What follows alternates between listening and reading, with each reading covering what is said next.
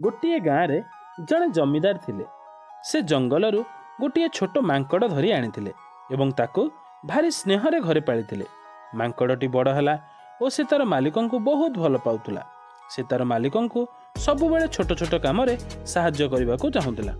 ସେ ତାର ମାଲିକଙ୍କ ପାଇଁ ଦୋକାନରୁ ଜିନିଷ ଆଣି ଦେଉଥିଲା, ମାଲିକଙ୍କୁ ପଙ୍ଖା କରିଦେଉଥିଲା, ସବୁବେଳେ ମାଲିକଙ୍କ ପାଖରେ ରହୁଥିଲା।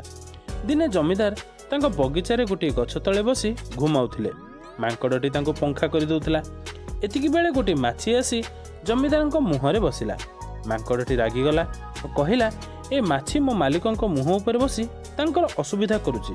ଏହା କହି ସେ ମାଛିଟିକୁ ଘଉଡ଼ାଇବାକୁ ଚେଷ୍ଟା କଲା, କିନ୍ତୁ ମାଛିଟି ପୁଣି ଆସି ମୁହଁରେ ବସି ପଡ଼ିଥିଲା।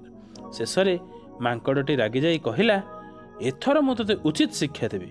ଏମିତି କହି ସେ ଗୋଟିଏ ତଳେ ପଡ଼ିଥିବା ଖଣ୍ଡିଏ କାଠ ଆଣି ଜୋରରେ ଜମିଦାରଙ୍କ ମୁଣ୍ଡଟିକୁ ପିଟିଦେଲା, ଯାହାଦ୍ୱାରା ମାଛିଟି ତ ଉଡ଼ିଗଲା, କିନ୍ତୁ ଜମିଦାର ମୁଣ୍ଡରେ ଆଘାତ ପାଇ ଉଠିଗଲେ ଓ ଜୋରରେ ପାଟି କରିବାକୁ ଲାଗିଲେ। ଏହା ଦେଖି ମାଙ୍କଡ଼ଟି ଖୁବ୍ ଦୁଃଖିତ ହେଲା ଓ ମାଲିକଙ୍କୁ କ୍ଷମା ମାଗିଲା। ଜମିଦାର ମାଙ୍କଡ଼କୁ କ୍ଷମା କରିଦେଲେ ଏବଂ ବୁଝିଲେ ମୂର୍ଖଙ୍କ ଭଲ ପାଇବା ବେଳେବେଳେ ବିପଦ ଆଣିପାରେ।